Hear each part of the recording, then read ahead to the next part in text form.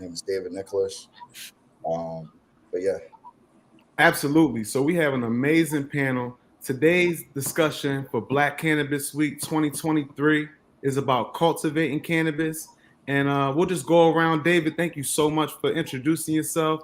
We'll just go around, starting, of course, with the ladies. With the lady, it's only one here. If you could introduce yourself, let everyone know who you represent, and just pass it on to the next person. All right, so good morning. I am from the best city in the world, Chicago, Illinois. So my name is Dr. Mila Marshall. I am editor of Cannabis Corner at Chicago News Weekly, but also I am the principal owner of Herb and Planning Associates. I am an urban ecologist and focus on all aspects of the supply chain, but mostly from the perspective of sustainability, climate change, environmental justice. So I'm really pleased to be here. Thank you for inviting me. And I will pass it to, who's that, David? Guess I'll go again. Hello, everyone. I'm going to introduce myself. I'm the CEO of Prolific Grow House. We're a micro cultivation / manufacturing company based out of New Jersey. We've been in the space since about 2021. We were part of the first licensee group in New Jersey. Currently, right now, are operating. Well, we're about to start operating next week out of Mount Holly. But yeah, I'm pass it on next to the next person.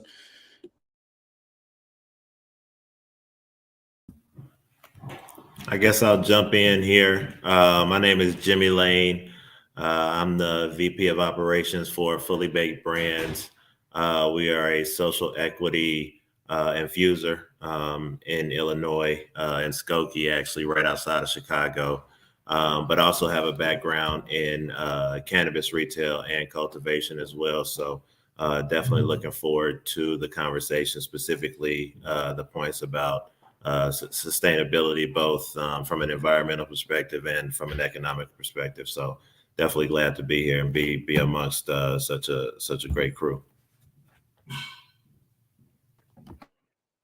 All right, I'll jump in here. It's a pleasure to be on today. I love sharing the panel with Black and brown faces. It's always encouraging as we try to diversify this space further. My name's Antoine Pritchett. I'm actually the CEO and managing partner of Washington, D.C.'s first social equity cannabis licensee.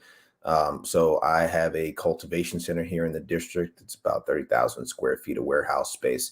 And I work, actually, funny enough, with my COO, who is also my dad, as my director of cultivation to, blaze the trail for all of the social equity applicants that are trying to come after. And we're in the process now of fleshing out more details of the program. As we all know, local government could use some help on the back end with supporting social equity and understanding what that looks like, what forms it can take, and how to best facilitate the program for the betterment, not just of social equity licensees, but for the market as a whole. So, under one of the many hats I wear, I guess, would be government relations, lobbying.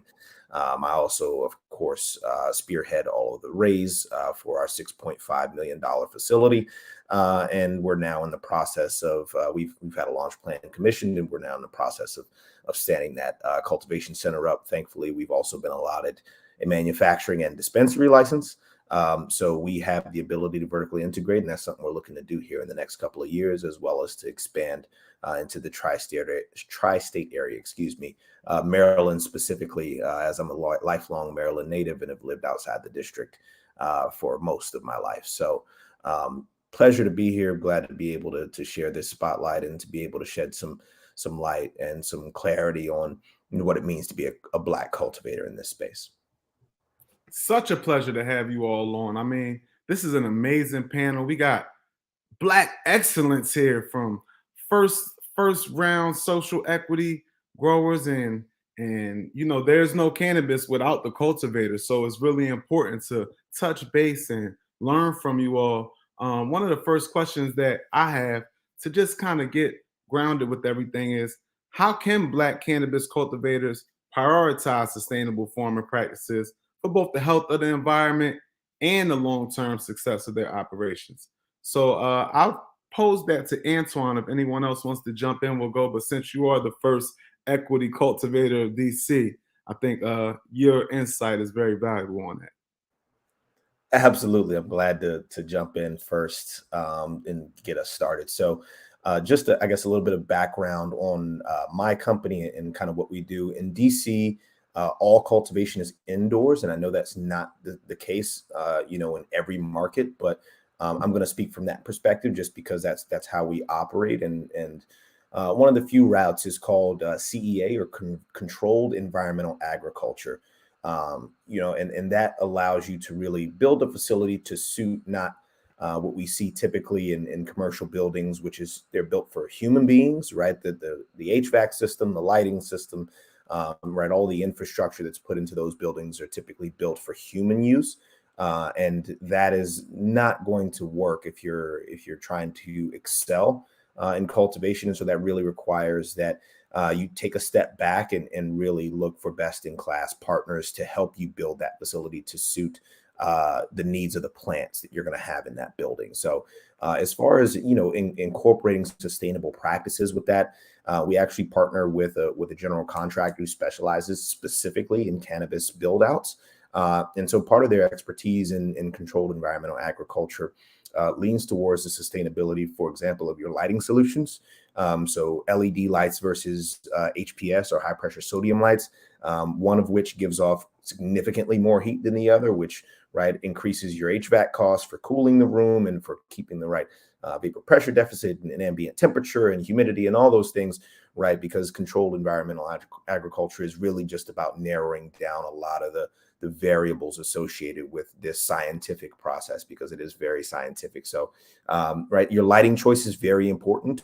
That'll directly impact not only your initial capital outlay, but also the overhead costs associated with running the facility. And so you want to go with a more efficient choice, even if maybe up front it's a little bit more expensive. So I can tell you we're doing LED in our facility, which helps to reduce the heat, right? And thereby reducing the HVAC costs and the load on the electrical system. We also have a design in place to recapture a lot of the water that we use, right? The two commodities that you use most in a commercial grow facility are going to be your electricity and your water. And so any system that you can implement to recapture some of that water or all of it, especially if it's a closed loop system, you can then, of course, retain some of that, some of those nutrients as well, right, to circle and cycle back into the system. So that, of course, defrays some of that utility costs and some of the costs of the nutrition plans associated with the fertigation equipment. And so, in addition to that, right, utilizing living soil, offsetting energy consumption with alternatives like solar power, and then also looking into what programs utility companies might offer to help defray some of the costs of maybe improving that facility or incorporating some of those alternative energy sources. Those are really some of the big ones for CEA specifically. If you're doing indoor now, obviously outdoor and greenhouse space is also an option, and those have their own set of challenges, as well as sustainability requirements and facets that you can implement for your facility. But that's just from an indoor perspective, some of the approaches that we're taking. Understood. That was very insightful. What I heard was that reusing the resources that are essential to growing is helpful with the sustainability. And not only that, but sometimes it may be an upfront cost for a long-term effect, which is super important because we're in it for the long game. Something that I'm curious of with the cultivation is being in a state where we're not yet at adult use. So one of the things that people advocate for here is home grow, right? And that is cultivating, but definitely not on a level. As someone in the industry, and anyone could take on this question, how do you feel that home growing relates to the professional cultivation, and is it important? So if I can jump in just to kind of give I don't want to take us back, but I think it's kind of important for us to understand. Okay, so my background is in urban agriculture, and I come at cannabis from that perspective. It is an agricultural commodity. We've spent maybe about 10, 20 years focused on STEM, we've spent about the same amount of time advancing urban agriculture. And so we have to kind of see it as such. Illinois has the greenest legislation in the nation. I'm very proud to say that I helped participate in writing that legislation, but it also created some complexity. So when we think about us as businesses, how many Black-owned businesses, even outside of cannabis, are eco-friendly, are green, are practicing water conservation? We have a steep hill to climb. And so while becoming operational, we have to identify Black and brown businesses that can even help us execute some of those things that, Antoine was suggesting, right? The other part is putting this in alignment with how significant it is for our community to make sure that we are conserving energy and water while we are experiencing some of the most volatile environments in our lives. And so our businesses are at stake if we're not making the wisest investments to make sure that we have high quality environments to grow this plant in while making sure that we're not causing environmental harm. And so one thing I want to leave us with, I am a water professional. I focus on statewide water issues. I work with farmers as well as wastewater treatment facilities.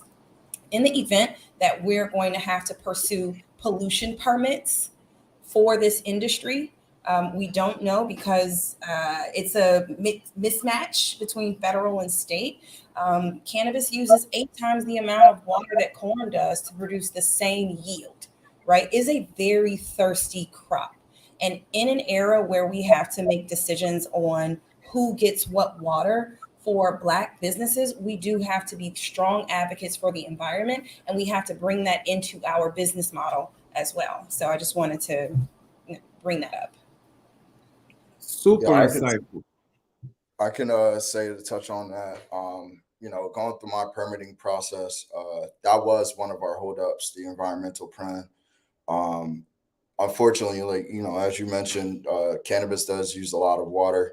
The amount of usage that's coming from the amount of water that we're putting into the plants, the nutrients, they cannot be drained into the sewer lines, which creates, a financial deficit on companies like us, because now we have to go look for alternatives to recycle the water, to be able to regenerate clean water, at the correct pH levels, to keep this plant going.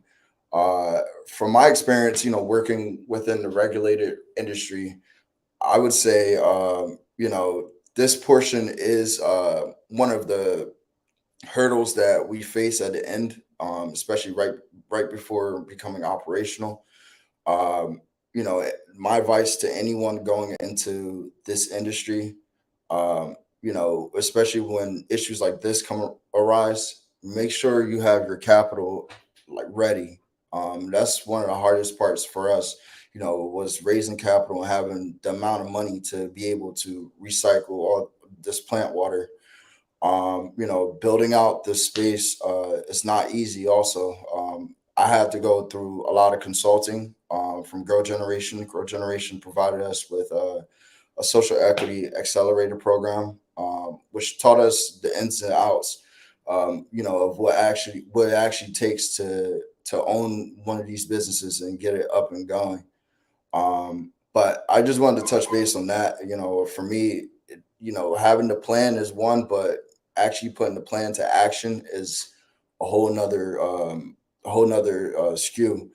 And then to touch on the homegrow, for us being cultivators, we have to pheno hunt, especially having a brand presence. You want your brand presence to be, top of the line. So once you're pheno hunting, the homegrow perspective of it comes out the most. Pretty much, if you're pheno hunting, what that means is, you'll have one strand. You might have like 20 seeds of that strand, but you have to find like the best of the best seed that. Oh, excuse me, somebody's in my facility right now. But you have to find the best of the best seed that pretty much, accelerates your plant growth, keeps your brand alive, because this industry, your brand can die out quick, especially if you're putting out Walmart brand cannabis, like these MSOs are doing.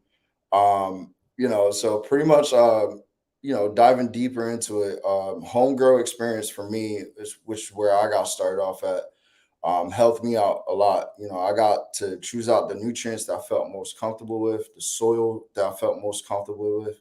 You get to find your ins and outs, what works best for you. It's pretty much R&D, research and development the entire time, which will help, folks who don't have the adequate amount of space or funds to start up a large grow, at least get the experience within a small grow to so then when they do get them funds that they're fully prepared for pretty much the cultivation process. So interesting. So what I'm hearing is that there's a ecosystem between the people who are growing at home and the cultivators, and it's almost like the big brands and the big uh, people in the space, they can't really thrive without the community growers, the people, and some of those people may be legacy, which sort of leads into my next question as we're talking about sustainability, guiding us into economic sustainability. So my question is, what strategies can be employed to ensure that Black-owned cannabis cultivation businesses are economically sustainable and have a lasting impact on local communities? And anyone could take on that one. All right, I'll jump in for 1 second. So to be economically sustainable in this industry, for one, I put it into like three phases. It's capital raise, what you have in your own bank, and then grants. I'm gonna start off with the capital raise. Raising capital is once again the hardest part of this entire process for anyone of our skin tone. You got to find the right investors to bring on to your table. A lot of them are sharks out here. They will try to take over your business. Will try to lead you out. I've had some of the biggest brands, in this country try to, take over my license. But at the end of the day, you have to know your worth behind this. So finding the right partner, one, because you're going to be in this for life with them. It's almost like a marriage. Um, Two, to touch on having your own resources, I suggest anyone that's applying for a license or that is going to get a license, do not quit your job until you're fully ready and you have your your funds secure and you have the amount of money to pay your bills, your own personal bills and your business's bills at the end of the night. So you're not losing sleep. Three, to touch on the grants. In New Jersey, there's a couple of grants that have come alive for us. We have a social equity grant, which is going to provide social equity applicants that live within the state with about $150,000. This 150K is going towards any lawyer fees, mostly operational fees that most cultivators face in the state. And then two, we have another grant called a New Jersey Clean Energy Grant. To touch on what our cultivator from DC was saying, the Clean Energy Grant pretty much provides you a rebate back for every LED light that you buy, that can help conserve energy and also helps you out with your HVAC costs, which is probably your most expensive cost off your capex. So I would go along with those three structures for anyone that's looking to get within this state. I mean, excuse me, within this industry. Those 3 points right there that I just made, those will keep you alive. Because honestly, like being a cultivator, it's not easy. Things do go wrong. When things go wrong, you need backups for that. Hey, we got Jimmy back. I think appreciate you getting me back in here. But I think kind of to touch on the part about remaining sustainable. I think a lot of the things that we're talking about in ways that we can be environmentally sustainable. I think those are also attractive to your retail partners or any other partners that you're going to be working with, because especially if you're in a market that is very saturated. What you need is something to set you apart, and those steps that we've talked about so far are steps that a lot of people hadn't taken yet. So when you're one of the cultivators who have taken those steps to be environmentally friendly, and you not only reduce your cost in the long run, but also you make yourself more attractive to a retail buyer who says, I need a brand who is going to set themselves apart from everybody else that's in the market. And that's something that, as we all know, is very marketable to many customers today. They're looking for somebody who cares about the environment, who cares about the community, who is putting back into the community, and also who is taking all the right steps in their business to facilitate those types of things. So I think that's one way that being sustainable environmentally can help you be sustainable economically. I would like to contribute, some parts of the reality of owning and operating a business. For example, we know banking inequity is very real. So I host the BIPOC Banking and Cannabis Summit. I'm so impressed of how it is, we're moving forward towards being entrepreneurs, but there's very little conversation on the reality of African American entrepreneurs can't get capital, even for federally legal businesses. You could have $2 million in liquid assets and a 775 credit score, and you still are highly unlikely to be given 100% of what it is that you're requesting from the bank. And so we do have to have a conversation about, there's 25 Black banks left in America, right? How serious are we about addressing economic disparity? Where is it that we as businesses, as brands, have like building relationships with MSOs to turn their money or redirect their funds into Black banks, community banks, because those are the ones that are going to be lending. 47% of Blacks don't have a bank account, right? And so we can't separate those things. I think the next part is understanding civic engagement. More than ever before, you have people that are entering into entrepreneurship because it has become legal. But before then, they weren't lobbying their local elected officials on their personal behalf, or for the companies that they work with. They might be a part of unions, but not very active. We have to, as business owners, be willing to participate in lobbying, writing legislation, and making sure that we have accessibility to resources for our businesses to grow. And so for those who are on the cultivator side, it is turning your attention to look at what the Black farmers have had to deal with for the past 50, 60, 70 years, and getting the federal government to comply with their asks, right? And so taking advantage of participating in that fight, because they're a part of this conversation too. Like, this isn't separate of starting this kind of new urban industrial agriculture. It is definitely embedded in Blacks and Browns seeking to participate in the agricultural economy that has kind of been kept away from us for years. So I definitely want to, point out that civically engaging, making sure that you are finding the opportunities to get access to resources, and strategic partnering. I can't lift up enough for those that are in this space. It's not only with farmers, but the conservation and environmental justice communities as well. They have access to grants and resources and a framework that kind of anchors this industry. And I would love to see more businesses align themselves with environmental initiatives from the environmental justice community, from the food justice community, from water quality communities, so that the businesses are in alignment with the environmental and conservation and climate change goals that these advocates have been pushing for over 20 years. That's I don't.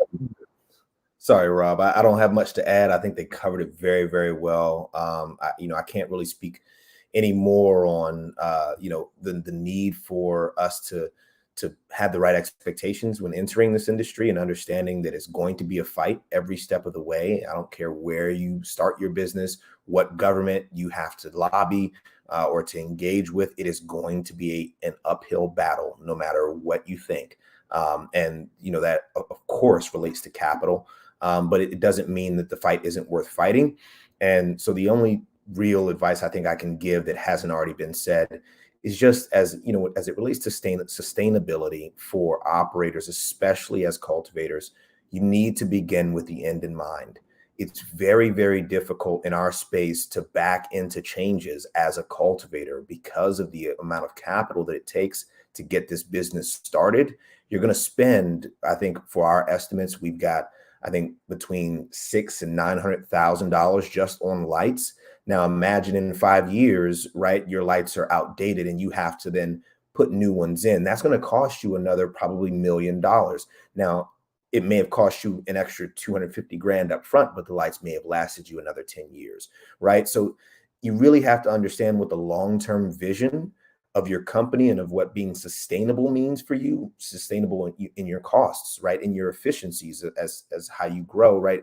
And sustainability of your brand, right? And being able to, adjust and to condition consumers to your price points to make sure that your business remains viable, right? All of those are considerations, but you can't jump in and expect to figure it out as you're fighting, because there are going to be certain options that are open to you and that aren't. And that's going to severely limit what you're able to do if you don't already have that plan in place and you're not able to pivot to what the next best option is. So definitely begin with the end in mind and understand that this is a long game and this is not quick, fast, or easy money in any shape, form, or fashion.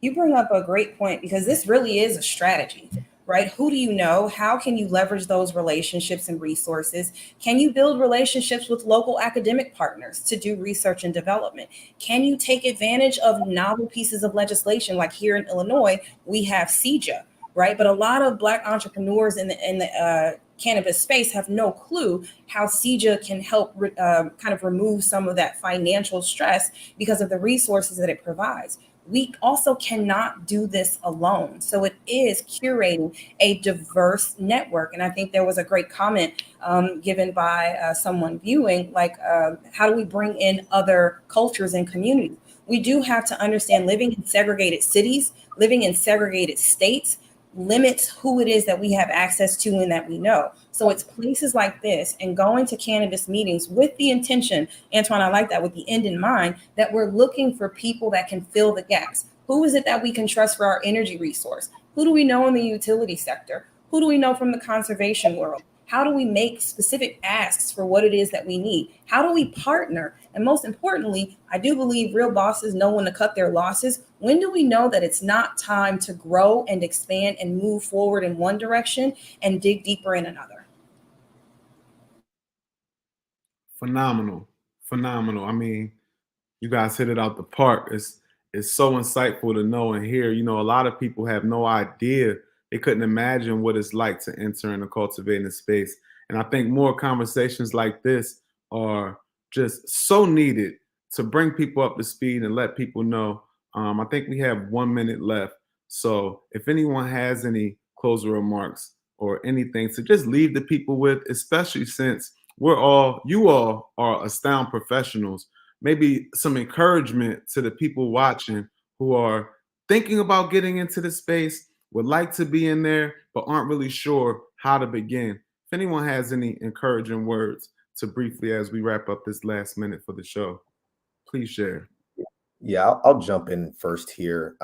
My advice would be find a space that is cannabis touching, but not necessarily plant touching, right? We have a lot of operators. We have a lot of difficulties with getting Black and brown cannabis entrepreneurs or cannapreneurs into the plant touching space. And that's a fight that we're going to continue to fight. But that doesn't mean that that has to be your fight, right? And there's a way to fight that fight or to facilitate it, but by maybe occupying a lane that nobody's figured out exists yet, right? The whole cornerstone of capitalism is fulfilling a need that people don't know they have yet. And so if you're able to come up with an innovative idea on how to, facilitate this market, this economy that we're trying to build, despite all of the red tape and hurdles that exists in the space, That is something that could be very empowering. It's a much lower barrier to entry, because I can tell you, just for a dispensary, it's a minimum of between $500 and $1.5 million, 500 grand and 1.5. So if you're talking about starting something like that in a regulated space, there's nothing wrong with it, of course, and I'm doing it, but to really understand, what those hurdles are, and to accurately evaluate, is there something else that I'm talented at, that I have the skill set for, and that the industry could use or needs, that may put me at less risk? Because there's a ton of risk associated with being in this industry, especially being in the plant touching space, because of the commoditization, because of the way the markets develop. And last but not least, there's no bankruptcy protection. So really understanding the risk that you're assuming, it's an opportunity, but opportunity only exists in the space where risk can also exist. So understanding what risk you're taking on, what your risk tolerance is, and tailoring your business ideas and your entrepreneurship in this space to that suitability. So that's my advice. My advice would be, just don't give up. Honestly, within the licensing process, there is going to be moments where, you're going to feel like everything done hit the fan for you. You have no one to go to ask for advice, help, anything, whether it's funds or knowledge. For me, knowledge was it's priceless. Having smart folks around you that can guide you, consult you to from A to B. It's priceless. It's worth more than money. Having a smart team for me helped us out a lot. We didn't raise that much, but everyone that was a part of my team played their part, and their commitment also got us to this point. So the only advice like I said, just don't give up along the way. Through each phase, it will be hard, especially, through the application phase. It's going to be a lot of rules to learn, a lot of application work to go through, a lot of lawyers to speak to, a lot of consulting to go through. Because at the end of the day, as knowledgeable as we all are on this cam today, there's more that we can learn. There's people out there that have knowledge that we don't have, that we can collaborate with. To touch on to what Mila said, connect with your educators. I just graduated college about 2 years ago. My school, my alma mater, Rowan University, they started up a cannabis program there. I've connected with the students, brought them in, some of them interning for us. I've also got my little sister who's a Clemson University student. They have a big agricultural program over there. Have her interning for us. Use your resources. For me, I used everybody I went to college with, along with folks that I've dealt with on the legacy side too, to help me out with some business strategies that I would have never thought of on my own. So just use your resources, and then again, don't give up, because it will get hard. But if you give up, you'll never see the light that you worked for. My advice, and I'll keep it short and sweet, to those of us trying to get into the industry, is to kind of, and you hear it all the time, it's kind of cliche, is to think outside the box. And to do that, one of the things that you have to do is know the regulations and where you are. However, but if you're somebody who has experience in a traditional market, you don't necessarily need a license to at least partner with somebody who's in the regulated field. For instance, there's a lot of need for and high importance on genetic IP. Somebody like David, who's operating in New Jersey, I know traditional cultivators who have been able to get their genetics into the legal market through cultivators who are operating that they may have previously worked with in a previous life. Also, I know David touched on some business ideas that he's got from some people who are in the legacy market, and the way that they use marketing and use events and different things like that to try to build brands and different things like that, there's a lot of opportunity for collaboration and partnership with somebody who's in the legal market, which can kind of be like a stepping stone to you getting in there. Because if you create a certain genetic that happens to be popular and a certain brand is producing that, and then they're also, pumping you up, building up your brand, that could propel you to, to other states and to other different opportunities that could be created from that. So that's my advice. Again, I know it's cliche, but think outside the box, because there's definitely opportunities for, opportunities for people to kind of get in the market and get their name out there and build that brand. So like, I think it was David who touched on it. So you can kind of build some of that equity and build some things that can kind of sustain you. Once you do get that license, you'll have something to stand on. So I think I'm the last one. Robert? Yes. So I would invite people to think globally. We have the opportunity to kind of reset and right some wrongs. Agriculture has single-handedly transformed the world. We have places in the Caribbean, U.S. territories that are looking for investments, looking for solutions, looking for strategies.